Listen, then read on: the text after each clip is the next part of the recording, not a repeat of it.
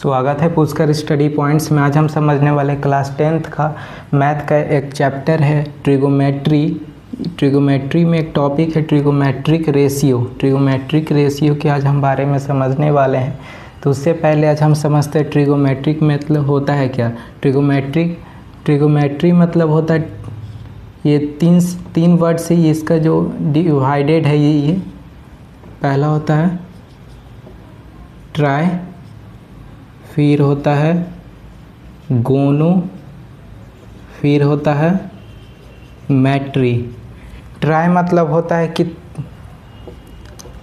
Try मतलब होता है 3 एंगल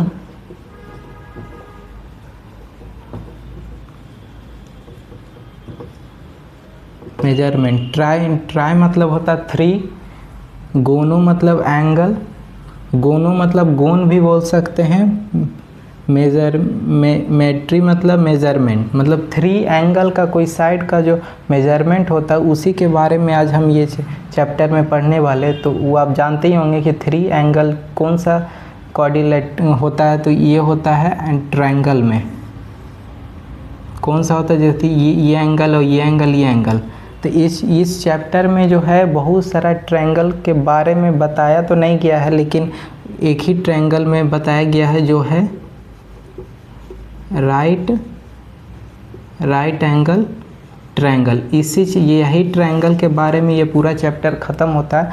ऐसे तो बहुत तरह का ट्रायंगल होता है, इक्विलैटरल ट्रायंगल, स्केलेन ट्रायंगल, फिर राइट एंगल ट्रायंगल के तो बारे में बताना ही है। फिर आइसोसेलेस ट्रायंगल, आइसोसेलेस मतलब ये ट्रायंगल ये इक्वल होता है। फिर इक्विलैटरल में ये पूरा साइड इक्वल होता है, स्केलेन में ये डिफर होता है, ये अलग अलग तीनों साइड होता है।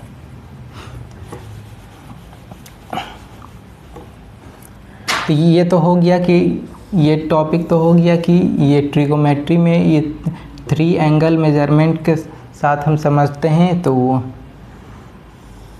एक राइट एंगल ट्रायंगल हम ड्रॉ कर देते हैं ABC।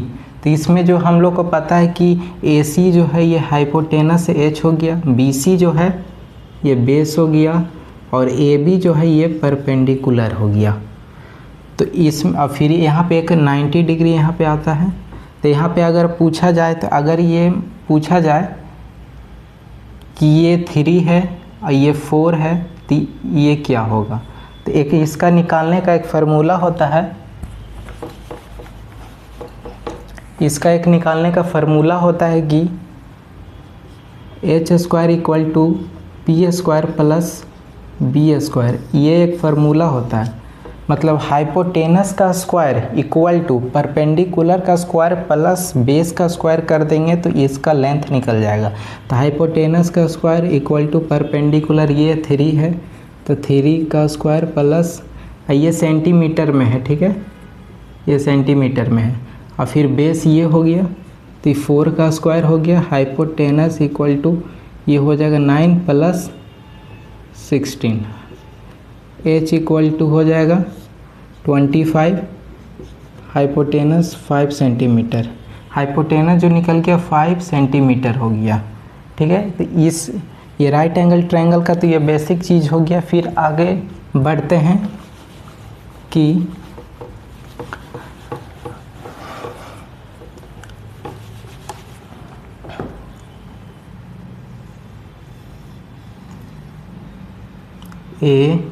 ABC ये 90 डिग्री।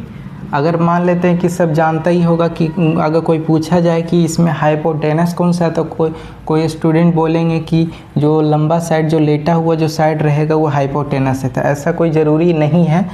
अगर मान लेते हैं कि अगर हम ऐसे बना दें, ऐसे ये 90 रहे तो लेटा हुआ तो यहाँ पे फिर 2 साइड हो गया, तो दोनों तो हाइपोटेनस होगा नहीं। तो ये एक नियम होता है पहचानने का कि 90 डिग्री है तो 90 के सामने वाला हाइपोटेनस होता है, 90 के सामने वाला हाइपोटेनस होता है। अगर कोई एंगल ये नहीं तो ये, अगर इसमें कोई यहाँ पे अगर थीटा दे दिया है, यहाँ पे अगर थीटा दे दिया है तो थीटा हाइपोटेनस, ये थीटा के जो ये जो लाइन होता है ये हो जाएगा बेस हो गया, और थीटा के सामने वाला हो जाएगा परपेंडिकुलर। ये इसमें नियम है कि थीटा के सामने ये नियम है कि थीटा के सामने वाला परपेंडिकुलर होता है, 90 के सामने वाला हाइपोटेनस होता है, बाकी बच गया बेस।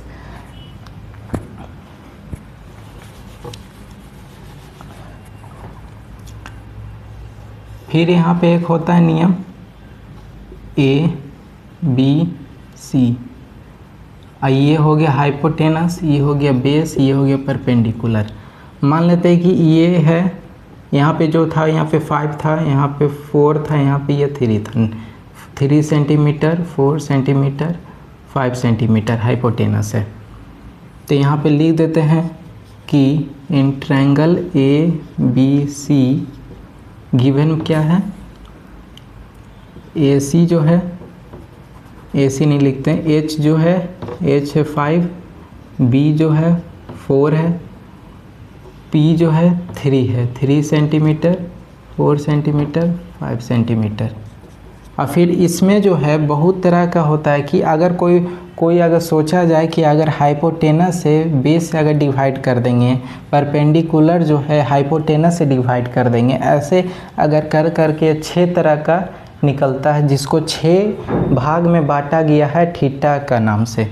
जैसे होता है, एक होता है साइन थीटा, फिर होता है कॉस थीटा, फिर होता है एक टेन थीटा, फिर होता है एक कोसेक थीटा, फिर होता है एक सेक थीटा, फिर एक होता है कोट थीटा। तो ये 6 भाग में इसको बांटा गया है। इसका अलग अलग फार्मूला होता है। एक फार्मूला इसमें एक याद रखना होगा कि एक इसका एक चार्ट है। जैसे यहाँ पे हो गया ये साइन, फिर यहाँ पे हो गया कॉस थीटा, फिर यहाँ पे हो गया टेन थीटा, ठीक है। फिर यहाँ पे एक हो गया cosec theta, sec theta, cot theta.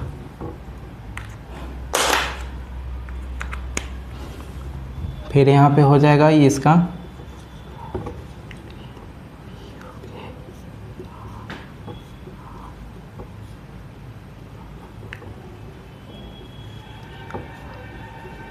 ये एक फार्मूला हो गया कि साइन थीटा हो गया तब P/H हो गया, कॉस थीटा हो गया तब B/H, B मतलब बेस बाई हाइपोटेनस हो गया, टेन थीटा मतलब परपेंडिकुलर बाई बेस हो गया।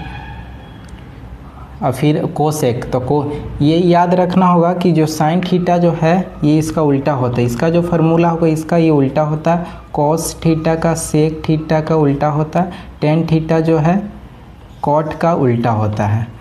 तो साइन थीटा तो P/H हो गया, यहाँ पे P/H, तो P कितना परपेंडिकुलर 3 हो गया, H हो गया, H 5 हो गया, तो 3/5 ये रेशियो के फॉर्म में है। फिर कॉस थीटा का फार्मूला B/H हो गया, बेस हो गया 4 हो गया, हाइपोटेनस 5 हो गया, टेन थीटा P/B हो गया, परपेंडिकुलर 3 हो गया, बेस हो गया 4 हो गया। फिर कोसेक थीटा तो ये H/P हो गया, इसका उल्टा होता तो साइन थीटा का P/H होता तो कोसेक का साइन का उल्टा हो जाता तो H/P हो जाएगा। यहाँ पे देखिए साइन थीटा का P/H है तो यहाँ पे हो जाएगा H/P हो जाएगा। तो यहाँ पे हाइपोटेनस 5 है तो परपेंडिकुलर 3 हो जाएगा। सेक का उल्टा कोसेक होता है तो H/B हो जाएगा, मतलब 5/4 हो जाएगा। और फिर कोट का होता है टेन थीटा का तो P/B होता है, लेकिन कोट का उल्टा होता है तो B/P हो जाएगा, बेस हो जाएगा 4, परपेंडिकुलर हो जाएगा 3। तो ये इसका जो ये आंसर है। और इस पे बहुत तरह का आधारित क्वेश्चन भी होता है। ये तो फार्मूला हो गया, ये रेशियो का होती है, ये रेशियो में 3/5 जो है ये रेशियो के फॉर्म में है। इसी को ट्रिगोमेट्रिक रेशियो, यही क्लास 10 कितना ही सा छोटा सा टॉपिक है। फिर इसके बाद और हम बताएंगे नेक्स्ट वीडियो में नेक्स्ट टॉपिक के साथ। धन्यवाद।